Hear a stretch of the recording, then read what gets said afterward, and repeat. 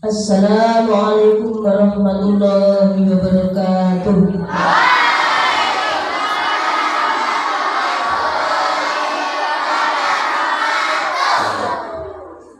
Saya sering jawab baca. Ingerti ya. Wanita ingerti ya. Mendengar aku jawab. Ya. Salam adalah doa selamat. Kenapa kamu didoakan doanya gak mengamu?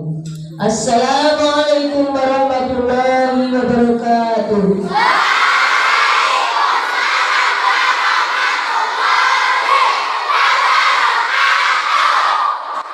Alhamdulillah. Semangat lagi yang terima besar-besar yang pada hari ini alhamdulillah bisa hadir dalam acara kita. Yang saya hormati juga Bapak Ibu guru semuanya, mulai dari TK dan sampai MI, senasib dan seperjuangan, yang selalu sabar menemani anak-anak. Semoga ini semua pahala yang didapat oleh Bapak Ibu guru, pahala yang tidak mudah hilang. Allahumma. Dan anak-anakku yang sangat saya cintai dan saya banggakan, mulai dari TK sampai kelas 6, yang insya Allah kamu semuanya semoga menjadi penerus bangsa yang selalu beriman bertakwa kepada Allah Subhanahu wa Ta'ala, yang selalu membawa nama baik sekolah ini, nama baik dirimu. Marilah anak-anakku semuanya kita membacakan rasa syukur kehadirat Allah Subhanahu wa Ta'ala dengan membaca hamdalah. Al-Baqarah. Alhamdulillahirabbil alamin. Sekali lagi Alhamdulillahirabbil alamin. Salawat dan salam semoga tetap tercurahkan kepada junjungan agung figur kita, tauladan kita Muhammad sallallahu alaihi wasallam, yang mana yang akan membawa kita, yang menunjukkan kita mana yang hak dan yang batil, mana yang haram dan mana yang halal. Semoga kita termasuk umat beliau yang setia dengan beliau, dan semoga kita diperkenankan bersama beliau masuk di surga ya Allah. Amin. Pertama kali saya mengucapkan terima kasih yang tak terhingga kepada Dewan Guru semuanya, yang mana walaupun peringatan Isra Mi'raj Nabiullah Muhammad SAW yang bertepatan pada hari Jumat, karena nanti waktunya hari Jumat dan kita bertempat di Serambi, ya, kita tidak menyediakan waktu yang lama, dan saya mohon maaf nanti kepada Bapak Ustadz ya, nanti karena setengah 10 lantai sudah harus bersih, mau dipel, jadi nanti setengah 10 anak-anak harus sudah selesai gitu ya.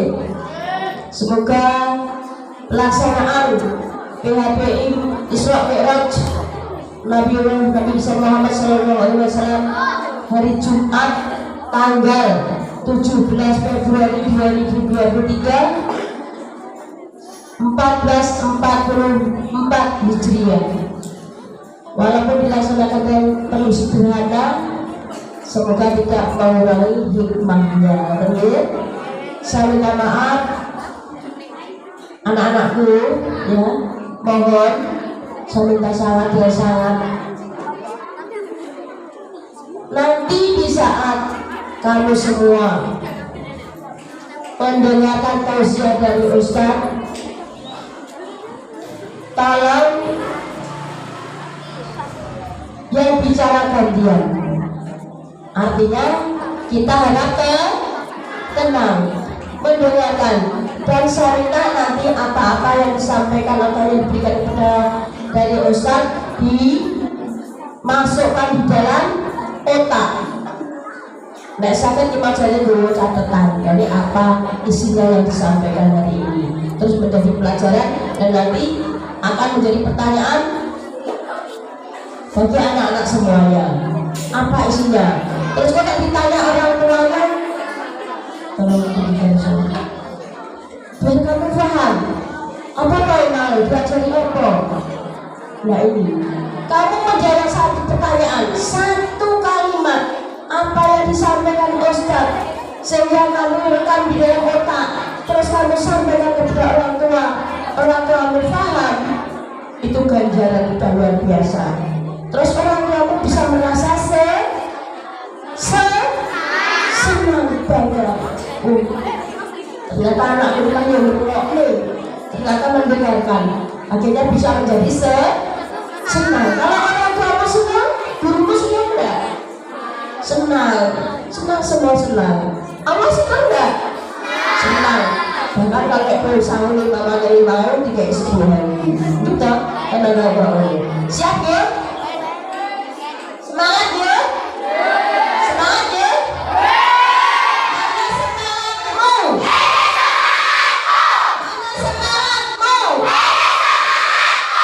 Alhamdulillah. Awas nanti kalau saat tausiah berjalan, nanti kalau ramai akan saya tunjuk, nanti ganti bicara dari pidato di depan. Oke? Terima kasih. Itu saja yang perlu saya sampaikan. Dan sekali lagi saya ucapkan kepada Ustaz yang hari ini sebetulnya panjenengan masuk di pondok sana ya untuk mengisi anak-anak di sini. Saya terima kasih sekali yang sebesar-besarnya. Demikian, tidak usah banyak dari saya. Terima kasih dan saya ucapkan Assalamualaikum warahmatullahi wabarakatuh.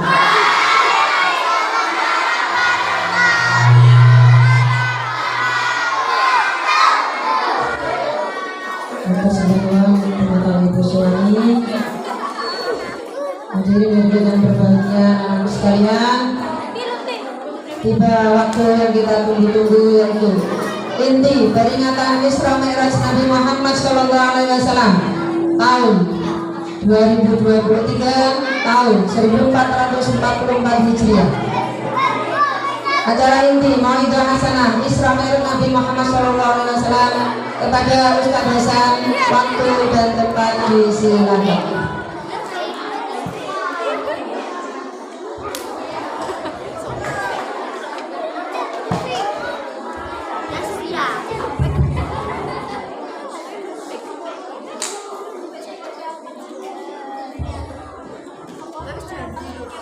Assalamualaikum warahmatullahi wabarakatuh.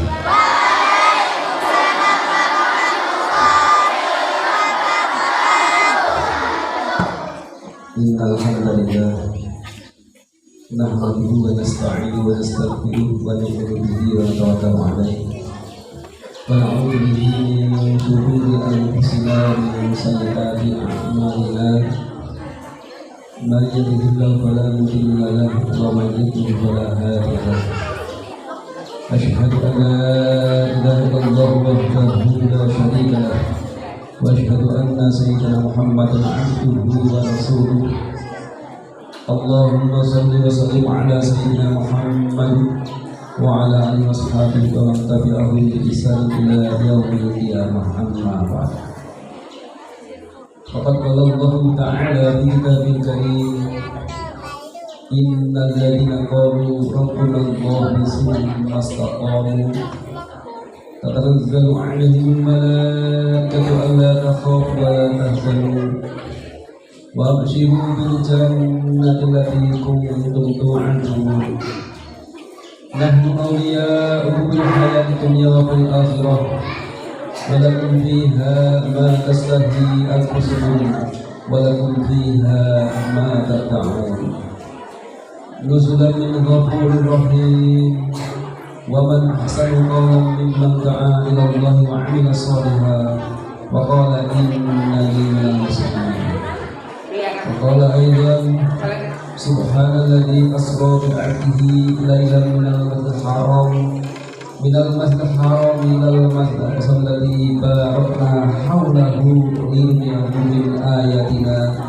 إنه هو السميع البصير صدق الله العظيم. Jumatan segenap Bapak Ibu Guru MI maupun TK, Bapak khusus materi Ibu Suwati tentang yang hormati selaku kepala madrasah, dan juga kepada anak-anak sekalian yang dicintai dan yang dibanggakan. Mudah-mudahan kalian semua menjadi anak yang soleh dan salihah, alim dan alimah, hafid dan hafidah, dai dan daiyah, berguna bagi nusa, bangsa dan agama. Marilah yang pertama dan yang utama senantiasa kita panjatkan rasa puji syukur kita kehadirat Allah Subhanahu wa taala, dan yang telah memberikan kita begitu banyak nikmat. Seandainya kita mau menghitung nikmat Allah, pasti dan kita tidak akan mampu. Tapi Allah memerintahkan kita bukan untuk menghitung, tapi Allah memerintahkan kita bersyukur atas nikmat-Nya. Maka marilah sama-sama nikmat yang Allah berikan ini kita syukuri bersama-sama dengan ucapan amin. Alhamdulillahirabbil alamin. Jadi kita mengucapkan alhamdulillah, ini kalamnya, ucapannya orang yang bersyukur. Bagaimana ada ucapan kita bersyukur sebagai rasa bahwa kita ini mensyukuri nikmat Allah, dan kita yakin dalam hati semua nikmat datang dari Allah. Dan hakikatnya syukur adalah kita gunakan nikmat Allah ini sesuai dengan perintah Allah Subhanahu wa taala. Maka kita ini dalam syukur tidak hanya kita ucapkan alhamdulillah, tapi juga dibuktikan dengan amalan-amalan. Sebagaimana kalau orang kaya, syukurnya bagaimana sebagian rezeki yang Allah karuniakan dia infakkan. Kalau orang yang panen sudah sampai nisabnya, dia keluarkan zakatnya. Kalau pedagang dalam 1 tahun kita dikeluarkan zakat tijarahnya. Ini bukti daripada syukur, hakikatnya syukur. Begitu pula untuk anak-anak ini, ya kita semua dikasih sehat jasmani rohani, ya dikasih sehat oleh Allah SWT. Maka hakikat syukur bagaimana kita gunakan nikmat yang Allah berikan ini sesuai dengan perintah Allah.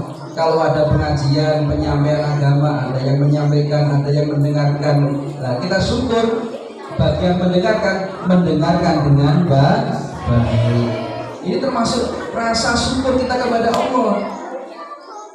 Karena kalau kita mendengarkan dengan baik, insya Allah nanti Allah karuniakan kefahaman. Kalau Allah beri kefahaman, kita diberi kekuatan untuk amal. Kalau kita amal, maka kita akan selamat hidup kita dunia dan akhirat. Kalau kita ini tidak mendengarkan dengan baik, akhirnya tidak paham atau mungkin bisa gagal paham. Kalau nggak paham, akhirnya nggak amal. Kalau nggak amal, akhirnya dia celaka. Kadang-kadang itu sebagian memperhatikan, sebagian tidak. Ini pun juga berbahaya. Ya, kalau nanti pahamnya sebagian, ada mungkin ustaz atau kiai menyampaikan habatus sauda dawa'ul kita. Jintan hitam obat dari segala penyakit. Tapi mungkin dengarnya agak ngantuk-ngantuk atau mungkin kurang konsentrasi, mungkin dengarnya hayatus sauda, bukan habatus sauda, itu hayatus sauda, dawa umil kulinda, ular hitam, obat dari segala penyakit. Nah, akhirnya dia yang dulu ular hitam, karena dengar ustaz sama kiai katanya mengucapkan habatus sauda, tapi dengarnya hayatus sauda, akhirnya gagal paham. Kalau nggak paham, akhirnya nggak amal. Kalau amal nggak sesuai dengan arahan, keliru. Akhirnya mau cari obat malah dapat penyakit, akhirnya malah sakit, bisa sampai kematian. Ini karena apa? Ini baru resiko di dunia, belum nanti di akhirat. Dan anak sekalian, sering saya sampaikan bagaimana mendengarkan dengan baik ini satu nikmat yang luar biasa. Karena kebanyakan orang masuk neraka ini dulu diawali dia tidak mau mendengar. Ini betul nih. Orang berbondong-bondong masuk neraka ini musibah awalnya karena waktu di dunia dia tidak mau mendengar. Ya mungkin kalian sering baca dalam surat Al-Mulk ya, ayat ke-10 jusnya 29. Wa qalu law kunna nasma'u aw naqilu ma kunna fi ashabis sa'ir. Orang-orang yang terlanjur masuk neraka saat ini berkata, ya Allah, kalau dulu saya di dunia saya mau mendengar dan saya mau berpikir apa yang saya dengar, tentu saya tidak masuk ke neraka sa'ir. Jadi orang berbondong-bondong masuk neraka ini karena awalnya waktu di dunia dia tidak mau mendengar. Maka tolong perhatikan, dengarkan dengan baik-baik. Kalau kamu mendengarkan baik-baik bukan menguntungkan ustaz, menguntungkan kamu sendiri. Salah ya? Nah, anak sekalian dirahmati Allah SWT, kita lanjutkan. Ini tadi baru kaitan dengan syukur ya. Salawat masalam, marilah kita sanjungkan kepada junjungan kita Nabi Agung Muhammad Sallallahu Alaihi Wasallam. Beliau yang telah menuntun umat minal dhulumatil ilal nur, dari zaman jahiliyah menuju zaman keislaman yang sama-sama sekarang kita rasakan. Mudah-mudahan karena rasa mahabbah kita, kecintaan kita kepada Rasulullah diterima oleh Allah dan kelak kita mendapat syafaatnya. Amin Allahumma amin. Asbab perjuangan Rasulullah kita bisa mengamalkan agama. Asbab perjuangan Rasulullah dengan para sahabat, orang-orang tua kita bisa mengamalkan agama, kakek nenek kita bisa mengamalkan agama, ahli kampung kita bisa mengamalkan agama. Sebab perjuangan dari yang mulia baginda Rasulullah Sallallahu Alaihi Wasallam. Jadi perlu kita garis bawahi bahwa dengan agama ini manusia jadi mulia. Dengan agama ini manusia akan ada harkatnya, ada mempunyai martabat yang tinggi di hadapan Allah Subhanahu wa taala dengan agama ini. Jadi kalau orang kaya dia mengamalkan agama, dia akan mulia. Mulia bukan karena kekayaannya, mulia karena mengamalkan agama. Pejabat dia akan mulia kalau dia mengamalkan agama. Dia mulia bukan karena punya jabatan, tapi karena dia mengamalkan agama. Orang miskin, rakyat biasa, semua saja akan mulia kalau dia mengamalkan agama. Sudah banyak contoh dalam Al-Quran bagaimana walaupun kaya, kalau dia tidak mengamalkan agama akhirnya hina. Walaupun dia punya jabatan tinggi, kalau dia tidak mengamalkan agama, walaupun awalnya disanjung-sanjung, dipuja-puja, tapi akhirnya dihinakan oleh Allah Subhanahu wa taala. Mungkin kalian sering mendengar daripada nasihat Bapak Ibu guru bagaimana kisahnya Fir'aun, seorang raja, ya toh, Masya Allah kekuasaannya begitu luas, tapi karena dia tidak mengamalkan agama akhirnya dihinakan oleh Allah, ditenggelamkan dalam laut. Bagaimana kalau orang yang kaya sebagaimana Qarun laknatullah alaih, ya, dia waktu dipuja-puja, disanjung-sanjung, alangkah enaknya jadi orang kaya seperti Pak Qarun, apa-apa ada, kekayaannya luar biasa, disanjung-sanjung, dipuja-puja waktu di dunia. Tapi kalau tidak mengamalkan agama, endingnya akhirnya dia juga dihinakan oleh Allah, dibenamkan dalam bumi bersama dengan kekayaan. Ini kenapa tidak mengamalkan agama? Namrud laknatullah alaih zaman Nabi Ibrahim alaihissalam, karena dia tidak mengamalkan agama walaupun seorang raja besar, tapi matinya juga dihinakan oleh Allah hanya dengan seekor nyamuk yang pincang masuk ke dalam ada yang katakan hidungnya ini. Kalau dipukul dia baru merasakan nikmat, dipukul merasakan nikmat. Tapi begitu sakit dipukul akhirnya pecah kepalanya. Mati dihinakan oleh Allah Subhanahu wa taala karena tidak mengamalkan. Jadi ini intinya, kita semua, orang-orang tua kita, ya, bapak ibu kita dan kita sendiri, kalau pengen mulia harus mengamalkan agama. Ini garis bawah ini. Orang Jawa mengatakan ajining diri amarga lati, ajining raga marga busana, ajining menungso krana agama.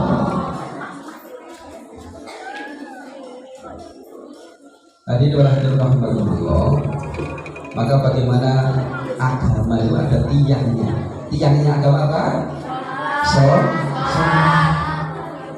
Maka intinya ini termasuk Isra Mi'raj kan memperingati bagaimana turunnya wahyu sholat. Bagaimana dulu ya Rasulullah dalam keadaan memperjuangkan agama di kota Mekah, di fase Mekah, begitu banyak tantangan, rintangan, dibantu oleh istrinya yang tercinta. Pada waktu itu siapa namanya istri Nabi? Ya, waktu di Mekah ini ya, saya baru menanyakan fase Mekah. Istrinya yang terindah, karena Rasulullah itu menikah lagi setelah Siti Khadijah wafat. Ya, jadi yang Siti Aisyah dan selanjutnya semuanya itu banyak itu setelah wafatnya Siti Khadijah. Begitu waktu Siti Khadijah masih hidup, beliau tidak menikah. Maka bagaimana perjuangan Rasulullah siang malam dibantu oleh istrinya yaitu Siti Khadijah radhiyallahu anha. Pada tahun itu dipanggil oleh Allah Subhanahu wa taala wafat. Pamannya yang tercinta itu Abu Thalib yang membantu perjuangan Rasulullah walaupun beliau belum syahadat, belum Islam, tapi habis-habisan membantu Rasulullah. Dia dipanggil oleh Allah SWT wafat. Maka disebutkan tahun kesusahan, tapi Allah hibur Nabi kita yang mulia Nabi Muhammad Sallallahu Alaihi Wasallam untuk Isra wal Mi'raj. Isra itu perjalanan dari Masjidil Haram Mekah ila Aqsa Palestina, Masya Allah, ke Palestina. Mi'raj ya dari Masjid Palestina Aqsa sampai Sidratul Muntaha. Ya. Ini karena waktunya singkat, langsung intinya saja. Intinya Rasulullah dipanggil oleh Allah SWT langsung. Bagaimana perintah-perintah yang lain lewat malaikat Jibril, ya. Di perintah-perintah agama, perintah-perintah dalam satu agama ini lewat malaikat Jibril. Tapi ini untuk perintah sholat, ini Rasulullah langsung dipanggil menghadap kepada Allah. Ini begitu menunjukkan begitu pentingnya daripada perkara sholat. Anak sekalian coba perhatikan. Yo, tadi katanya mau orang yang bersyukur mendengarkan dengan baik, nanti akan diberi kepahaman. Coba sebentar. Ya, intinya bagaimana kalau kita mengamalkan agama dan tiangnya agama adalah sholat. Kalau kita jaga sholat berarti kita menjaga agama, atau menghidupkan agama. Tapi kalau kita meninggalkan sholat kita merobohkan agama. Saya kemarin tanya di kelas 3 ya, siapa yang 5 waktu sholat duhur, asar, maghrib, isya, subuh. Yang angkat tangan cuma berapa orang itu? Yang lainnya saya kurang subuhnya Pak, saya kurang isaknya. Berarti 5 waktu belum lengkap. Maka sekarang saya tolong ada anak sekalian, usahakan untuk sholat 5 waktu dijaga. Tidak hanya sekedar dikerjakan, tapi dijaga. Kalau dijaga itu usaha bagaimana 5 waktu ini kita senantiasa sholat sebagaimana dulu yang dicontohkan oleh yang mulia baginda Rasulullah Sallallahu Alaihi Wasallam. Untuk anak-anak putrinya dijaga awal waktunya, ya kan? Untuk anak laki-lakinya dijaga dengan berjamaah.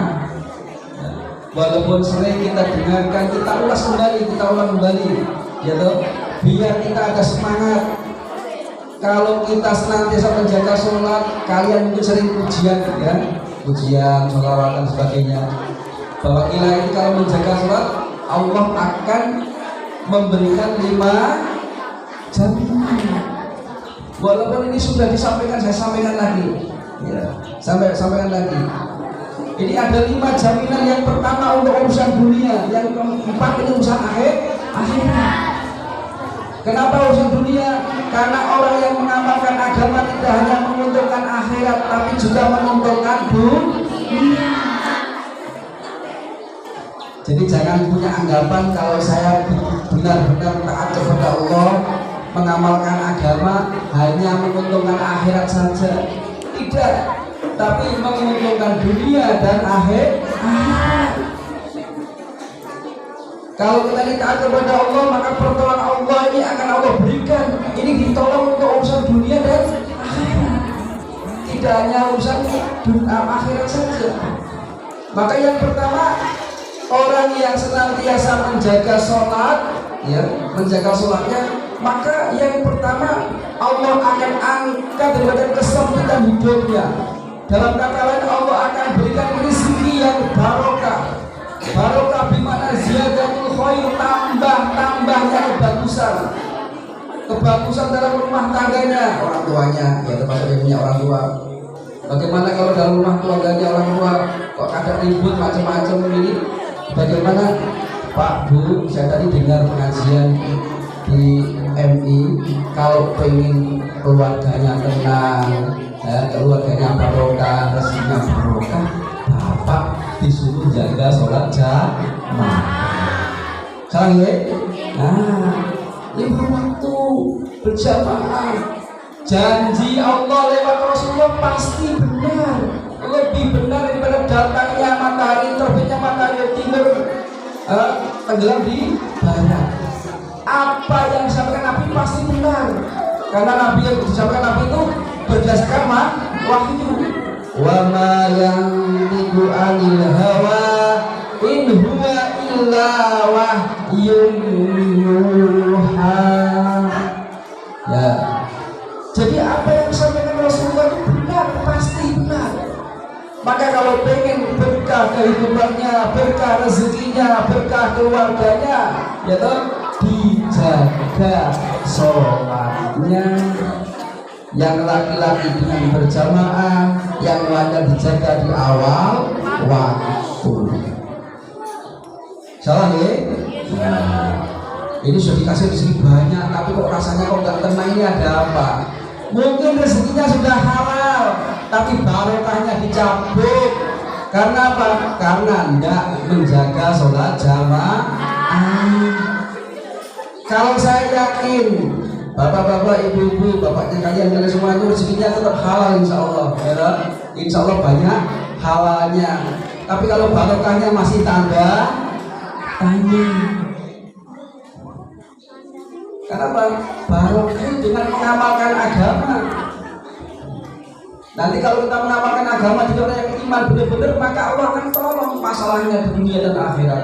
Inna lanansuru rusulana walladzina amanu fil hayatid dunya wa yawma yaqumul ashhad. Kami Allah akan menolong urusan kami dan orang yang beriman fil hayatid dunya hidupnya dalam kehidupannya di dunia. Wa yauma yaqumul ashhad, dan pada hari dibangkitkan para saksi, yaitu pada hari kiamat. Maknanya apa? Maknanya kalau kita jadi orang yang beriman, mengamalkan agama, Allah akan tolong urusan dunia, urusan akhirat. Ya, jadi tolong ini nanti sampaikan sama bapak ibunya. Salah ya? Nah, biar barokah semuanya nanti. Terus yang kedua, maka kalau orang yang senantiasa menjaga sholat ini, Allah akan bebaskan, Allah akan selamatkan daripada azab kubur. Karena dalam kubur ini ada azab kubur, ada siksa, ada nikmat kubur, ada nikmat, ada azab. Maka orang yang senantiasa menjaga sholat, insya Allah akan diselamatkan daripada siksa kubur. Dikatakan nanti di kubur itu ada ular, ya, kalau orang yang nggak menjaga sholat namanya sujaul akrob. Masya Allah, kita ular kecil aja di dunia lihatnya ada takut ya. Ini ular besarnya luar biasa, panjangnya satu bulan perjalanan, nggak bisa bayangkan panjangnya, gedenya, seremnya. Ini kalau bagi orang yang tidak menjaga sholat, tapi orang yang menjaga sholat akan Allah selamatkan daripada fitnahnya kubur, siksanya kubur. Mudah-mudahan kita semua amin Allahumma. Kalau diselamatkan dari azab kubur, berarti dikasih nikmat kubur. Katanya nikmat kubur itu lengkapnya temanten. Hanya tapi anak-anak belum tahu ini ya, yang tahu bapak-bapak ibu aja ini ya, anak belum tahu. Dan 15 tahun lagi nanti ya. Terus yang ketiga, bagaimana sholat berjamaah ini Allah akan berikan catatan amal dari tangan kanan. Karena ada sebagian manusia itu yang menerima catatan amal dengan tangan kanan, ada sebagian manusia menerima dengan tangan kiri, ada sebagian manusia yang dilemparkan dari belakang. Begitu sampai dilempar di belakang. Nah, caranya. Jadi, kapan ditulis catatan amal kalian ini? Ditulis setelah kalian ini balik. Ya, balik ini memang kalau dalam fikih sempurnanya 15 tahun. Tamamu khamsa asarota sanata. Tidak kali waktu. Ini sempurnanya. Tapi kadang-kala kalian di MI belum sampai 15 tahun ada yang sudah balik. Karena ada tanda yang lain. Tanda yang lain apa? Ihtilam, mimpi basah. Terus wal haidu dan haid datang bulan. Katanya kemarin itu kelas 5 ada, kelas 6 juga ada. Berarti kalian sudah ada yang balik. Kalau kalian sudah balik, berarti buku lembaran catatan amal sudah terbuka. Kalau kalian buat kebaikan, Allah sudah tulis daripada pahala. Kalau buat keburukan sudah ditulis dosa. Sampai nanti akhir hayat kalian semua. Dan itu akan tertulis lengkap dalam buku catatan amal. Dan nanti kalau kita beruntung karena senantiasa menjaga sholat, orang-orang tua kita beruntung senantiasa menjaga sholat, Allah akan berikan lewat tangan. Ini yang ketiga. Terus yang keempat, akan melewati sirat kalbarki seperti kilat. Nah, cepat. Padahal sirat ini satu jembatan yang dibentangkan di atas neraka. Bawah neraka yang menyala-nyala, di atasnya jembatan yang harus kalian melewati. Kecuali orang-orang yang masuk surga tanpa hisab, ya kan? Orang-orang yang masuk surga tanpa hisabnya ada orang-orang khusus. Nah ini bagaimana kalian harus melewati dengan sirat ini? Maka orang yang senantiasa menjaga sholatnya, menjaga ibadahnya ini, Allah akan melewatkan dia secepat kilat kalbarki. Nah, maka nanti untuk ini sampaikan kepada ibu-ibunya, Bu, sholat apa waktu Bu? Kadang-kadang tinggal berumpi, tinggal ngomong-ngomong, nanti aja. Nah, nanti aja tertunda-tunda. Kadang-kadang tamu itu banyak sekali. Tamu datang bulan, bisa tamu datang malaikatul maut. Maka bagaimana dijaga di awal waktu bapak-bapaknya besok bersama. Sakit. Terus yang kelima, bagaimana Allah akan masukkan surga tanpa hisab. Jadi kalau orang yang ditolong oleh Allah senantiasa menjaga sholatnya dengan berjamaah. Kalau dijaga terus, insya Allah orang itu nanti akan wafat meninggal sesuai dengan kebiasaannya, kebiasaan hidup, jaga sholat, ya, masya Allah, jaga ibadah-ibadah yang lain, maka dia akan dibangkitkan dalam keadaan orang yang senantiasa menjaga sholatnya. Maka kita usahakan hari ini kita mohon kepada Allah sisa umur kita ini senantiasa untuk taat kepada Allah, untuk membiasakan kebiasaan-kebiasaan yang baik, karena orang ini nanti akan mati sesuai dengan kesibukan pada waktu hidup dan akan dibangkitkan sesuai dengan kematiannya. Nah ini sekilas singkat masalah ini dulu. Kenapa ini hadis ini datang? Karena pada waktu itu Rasulullah melihat sahabatnya sedang talbiyah, labbaik Allahumma labbaik, labbaik la syarika lak labbaik, innal hamda wa ni'mata laka wal mulk la syarika lak. Langsung bapak. Maka Rasul sampaikan sahabatmu nanti akan bangkit dari kematiannya dengan membaca talbiyah. Ya, jadi orang itu nanti akan mati sesuai dengan kesibukan pada waktu itu dan akan dibangkitkan sesuai dengan kematiannya. Maka bagaimana sisa waktu ini kita gunakan untuk cari atau berusaha amalan-amalan yang baik, mudah-mudahan pas malaikat Israel nanti mencabut nyawa kita dalam keadaan kita mengamalkan agama sehingga kita husnul khatimah. Al-Fatihah. Iya.